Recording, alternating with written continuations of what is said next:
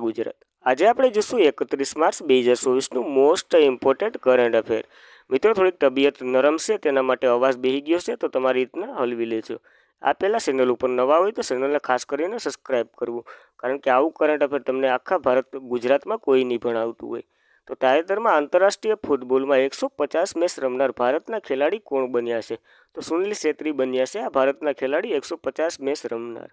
તો આંતરરાષ્ટ્રીય ફૂટબોલમાં 150 મેચ રમનાર ભારતીય ખેલાડી સુનિલ છેત્રી બન્યા છે. વિશ્વમાં વાત કરીએ તો 8મા નંબર ઉપર છે અને પ્રથમ નંબર ઉપર રોનાલ્ડો છે. તે 200+ મેચ રમી ચૂક્યા છે આંતરરાષ્ટ્રીય ફૂટબોલની વાત કરીએ તો તાજેતરનું ફૂટબોલનું કરંટ અફેર જોઈ લે તો કે BBC sponsor partnership of the year 2023 તો કે મેરી ઇબ્સ છે, ઇજિપ્તના છે. તે વર્ષના શ્રેષ્ઠ ટીમની વાત કરીએ તો માન્ચેસ્ટર સિટી છે અને 20મી ફિફા ક્લબ વર્લ્ડ કપ 2023 તો કે સાઉદી અરેબિયામાં રમાઈ હતી માન્ચેસ્ટર સિટી ખાતે. બેલિન ડિયાર્ડિયો એવોર્ડ મેસમાં તો કે લિયોનલ મેસીએ મેળવ્યો હતો અને મહિલામાં તો કે આઇતાન બોનોમતીએ મેળવ્યો હતો, છે સ્પેનના છે. 2023માં ફિફા અંડર-17 વર્લ્ડ કપની વાત કરીએ તો ઇન્ડોનેશિયામાં તેમનું આયોજન થયું હતું. જર્મની વિજેતા હતું અને ઉપવિજેતા ફ્રાન્સ હતું. ફિફા મેસ વર્લ્ડ કપ 2022માં તો કે 22મી આવૃત્તિ હતી. કતાર લિબિયામાં તેમનું આયોજન થયું હતું. આર્જેન્ટિના વિજેતા હતું. 2023માં ફિફા વિમેન્સ વર્લ્ડ કપની વાત કરીએ તો ઓસ્ટ્રેલિયા પ્લસ ન્યૂઝીલેન્ડમાં યોજાઈ હતી. સ્પેન તેમાં વિજેતા હતું. 2023માં ફિફા અંડર-20 વર્લ્ડ કપની વાત કરીએ તો આર્જેન્ટિનામાં યોજાઈ હતી. ઉરુગ્વે તેમાં વિજેતા હતું. ઇન્ટરકોન્ટિનેન્ટલ ફૂટબોલ કપ ભુવનેશ્વર ખાતે યોજાયું હતું. ભારત તેમાં વિજેતા હતું અને લેબોનિયા ઉપવિજેતા હતું. હવે 70મી સંતોષ ટ્રોફી તો કે કર્ણાટકે જીતી હતી. 132મી ડુરાન્ડ કપ તો કે મોહન બંગાલે જીતી હતી. હવે તાજેતરના ફૂટબોલને લગતા કપ અને ટ્રોફીઓ જોઈ લે તો કે Rovers cup, Santosh trophy, Subroto cup, Durand cup, Ashutosh cup, મોગોટ કપ વગેરે ફૂટબોલ સાથે સંકળાયેલા કપો છે. હવે ફિફાની વાત કરીએ તો ફિફાની રચના 1904માં થઈ હતી. હેડક્વાર્ટર તો કે ઝ્યુરિચ સ્વીડન ખાતે આવેલું છે. મુખ્ય હાલના પ્રમુખ તો કે જિયોનોલ ઇન્ફેન્ટિનો છે. તો ખાસ કરીને ફૂટબોલનું કરંટ અફેર પ્લસ જીકે યાદ રાખવું. હવે તાજેતરમાં ડેનિયલ કાહાનમેનનું અવસાન થયું છે. તો કયા ક્ષેત્રે તેમને નોબેલ પુરસ્કાર મળ્યો હતો? તો કે અર્થશાસ્ત્ર ક્ષેત્રે તેમને નોબેલ પુરસ્કાર મળ્યો હતો. 98 વર્ષની વયે તેમનું અવસાન થયું છે. ડેનિયલ કાહાનમેનનું અવસાન થયું છે અર્થશાસ્ત્ર ક્ષેત્રે છે. તો ખાલી વનલાઈનના સ્વરૂપે પ્રશ્ન આવી શકે છે કે આ કયા ક્ષેત્ર સાથે સંકળાયેલા હતા? તો અર્થશાસ્ત્ર યાદ રાખવું. તે પ્રખ્યાત ઇઝરાયેલ અને અમેરિકાના મનોવૈજ્ઞાનિક હતા. તેમને 2002માં અર્થશાસ્ત્રમાં નોબેલ પુરસ્કાર મળ્યો હતો. તો ખાસ કરીને યાદ રાખવું. હવે તાજેતરમાં જે અવસાનો થયા છે તેના વિશે એક નજર કરી લઈએ તો સુપ્રીમ કોર્ટના પ્રથમ મહિલા જજ તો કે ફાતિમા બીબી, ગઝલ ગાયક પંકજ ઉદાસ, કર્ણાટકના ભૂતપૂર્વ જુનિયર ક્રિકેટર હતા હોયસલા, તેમનું 34 વર્ષની વયે અવસાન થયું છે. ડૉક્ટર આર નિત્યાનંદ જેમણે ભારતની પ્રથમ મૌખિક ગર્ભનિરોધક ગોળી સહેલીની શોધ કરી હતી, તેમનું પણ તાજેતરમાં નિધન થયું છે. શાસ્ત્રીય ગાયક પ્રભા અત્રેનું, પ્રખ્યાત ઉર્દૂ ગાયક મુનવર રાણાનું, મનોહર જોશી જે મહારાષ્ટ્રના ભૂતપૂર્વ સીએમ રહી ચૂક્યા, પ્રખ્યાત જૈન આચાર્ય વિદ્યાસાગર મહારાજ, દેશના સૌથી વૃદ્ધ ટેસ્ટ ક્રિકેટર દત્તાજીરાવ ગાયકવાડનું નિધન થયું છે. પ્રખ્યાત રેડિયો પ્રસ્તુતકાર અમિત સયાનીનું, તે બિનાકી ગીતમાળા માટે જાણીતા હતા. ભારતના સૌથી જૂના સાંસદીય અને સમાજવાદી પાર્ટીના નેતા શફીકુર રહેમાન બર્કનું પણ તાજેતરમાં અવસાન થયું છે. તાજેતરમાં આઈપીએલ ઇતિહાસમાં સૌથી વધુ સ્કોર કોણીએ બનાવ્યો છે? તો કે સનરાઇઝ હૈદરાબાદે તાજેતરમાં આ સ્કોર પોતાના નામે કર્યો છે. આમાં 2-3 સ્કોર થઈ ગયા છે તો તેના વિશે એક નજર કરી લઈએ. આઈપીએલમાં ઇતિહાસમાં સૌથી વધુ સ્કોર બનાવનાર સનરાઇઝ હૈદરાબાદ બની છે. તો આઈપીએલની વાત કરીએ તો આ 17મી આવૃત્તિ છે. સ્પોન્સર તો કે ટાટા છે. સનરાઇઝ હૈદરાબાદની વાત કરીએ તો એમણે આમાં 277 રન કરી અને વધુ સ્કોર કર્યો છે અને મેચમાં ટોટલ રનની વાત કરીએ તો 523 થયા છે. એ મુંબઈ સામે રમી હતી સનરાઇઝ હૈદરાબાદે અને 38 છગ્ગા માર્યા છે આ ગેમમાં. તો ખાસ કરીને આ 2-3 પોઈન્ટ યાદ રાખવા. ત્યારબાદ તાજેતરમાં યુનાઇટેડ નેશનલ સેક્રેટરી જનરલ દ્વારા આપત્તિ જોખમોને ઘટાડવા માટે વિશેષ પ્રતિનિધિત્વ તરીકે કોની નિમણૂક કરવામાં આવી છે? તો કમલ કિશોરની નિમણૂક કરવામાં આવી છે તાજેતરમાં. ખાલી વનલાઈનર સ્વરૂપે યાદ રાખવું.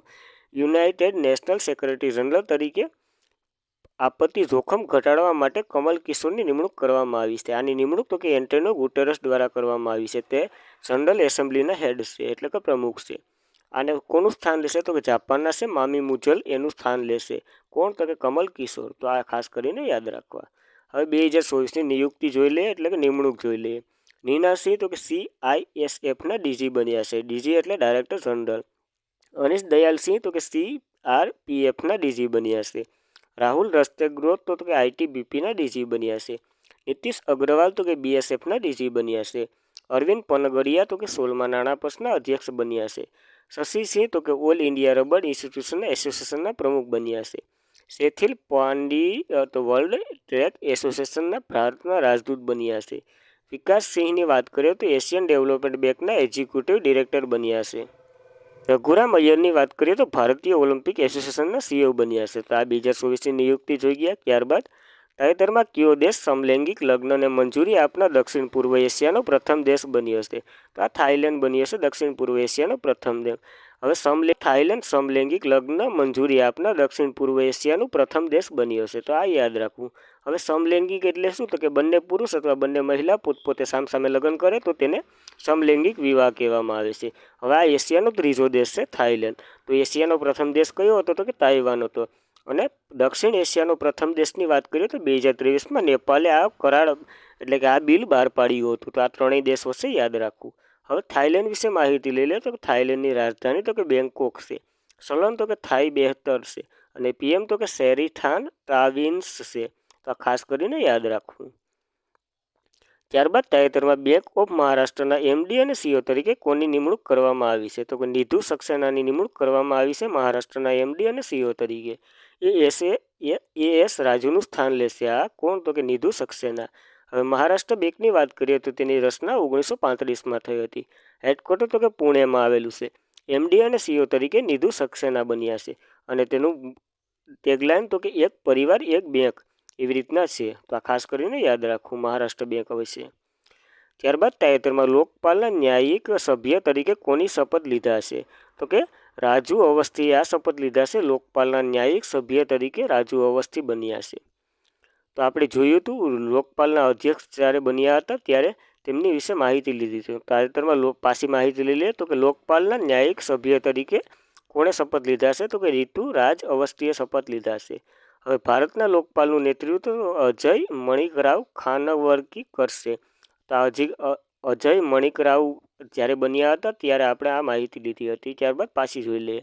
લોકપાલમાં એક અધ્યક્ષ અને 8 સભ્યો હોય છે, જેમાંથી 4 ન્યાયિક સભ્યો હોય છે. ન્યાયિક સભ્ય હાલ તાજેતરમાં બન્યા છે રાજુ અવસ્થી.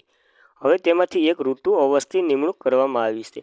આને સાથે વધુ 2 સભ્ય શપથ લીધા છે. એટલે પંકજ કુમાર અને અજય તિર્કીએ પણ શપથ લીધા છે. તો ઋતુ અવસ્થી સાથે આ બંને યાદ રાખવા, પંકજ કુમાર અને અજય તિર્કી. હવે લોકપાલના અધ્યક્ષ તેમના શપથ લેવડાવે છે. કોણ લોકપાલના અધ્યક્ષ કોણ છે? તો કે મણિકરાવ. એને આને શપથ લેવડાવ્યા છે. હવે ઋતુરાજ ભારતના 22મા કાયદા પંચના અધ્યક્ષ રહી ચૂક્યા છે અને કર્ણાટક હાઈકોર્ટના ભૂતપૂર્વ મુખ્ય ન્યાયાધીશ પર રહી ચૂક્યા છે. આ વધારાની માહિતી યાદ રાખવી. સરકાર અધિકારો સામે ભ્રષ્ટાચાર આરોપીની તપાસ માટે કેન્દ્રમાં લોકપાલ અને રાજ્યમાં લોકાયુક્ત હોય છે. આનો ઇતિહાસ તો તમે જાણ્યો જ હશે ઇતિહાસમાં અથવા બંધારણમાં. પિનાકી ચંદ્ર ઘોષ ભારતના પ્રથમ લોકપાલ હતા. તો આ ખાસ કરીને યાદ રાખવું. યુવાનો અને અવકાશ વૈજ્ઞાનિકોને પ્રેરિત કરવા માટે ઇસરો દ્વારા તાજેતરમાં કયો કાર્યક્રમ શરૂ કરવામાં આવ્યો છે? તો કે સ્ટાર 2024 કાર્યક્રમ શરૂ કરવામાં આવ્યો છે. યુવાનો અને અવકાશ વૈજ્ઞાનિકોને પ્રેરિત કરવા માટે ઇસરો દ્વારા તાજેતરમાં સ્ટાર 2024 કાર્યક્રમ શરૂ કરવામાં આવ્યો છે. એટલે કે જે ગ્રેજ્યુએટ થઈ ગયા એની ઉપરના હોય તે બધીને વિજ્ઞાનમાં રસ હોય તો આ ઇસરો તેમને છે. સ્ટારની વાત કરીએ તો તેનું ફૂલ ફોર્મ થાય છે સ્પેસ સાયન્સ રી ટેકનોલોજી અવેરનેસ ટેકનિક. આ એનું ફૂલ ફોર્મ છે. તો ખાસ કરીને યાદ રાખવું. આ ઇસરો દ્વારા શરૂ કરવામાં આવ્યું છે. તો ઇસરો વિશે માહિતી લઈ લઈએ તો કે ભારતીય અવકાશ સંશોધન સંસ્થા છે. તેની રચના તો કે 1969માં થઈ હતી. હેડક્વાર્ટર તો કે બેંગ્લોરમાં આવેલું છે. હાલના અધ્યક્ષ તો કે S સોમનાથન છે. અને તેની બાયોગ્રાફી તાજેતરમાં ચર્ચામાં હતી નિવાકુ કુશિન સિંઘહમ. તો આ પોઈન્ટ પર યાદ રાખો. હવે ભારતના રોકેટમેન તરીકે K શિવાનને ઓળખવામાં આવે છે. અને તેનો મુદ્રાલેખ તો કે અવકાશ તકનીકોની સેવામાં માનવ પ્રકાર. આવું કંઈક મુદ્રાલેખ છે. ત્યારબાદ ભારતનો પહેલો ઉપગ્રહ તો કે રેલવે જૂથ D હતો. તેનું નામ તો કે આર્યભટ્ટના નામ ઉપર રાખવામાં આવ્યું હતું. ઉત્તર ધ્રુવમાં ભારતનું સંશોધન કેન્દ્રનું નામ તો કે હિમાદ્રી છે. અને પ્રથમ ભારતીય અવકાશ યાત્રી તો કે રાકેશ શર્મા છે.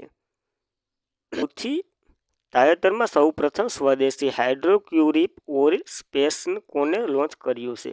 તો કે અકુરમ કંપની છે તે દિલ્હીમાં આવેલી છે, તેને લોન્ચ કર્યું છે.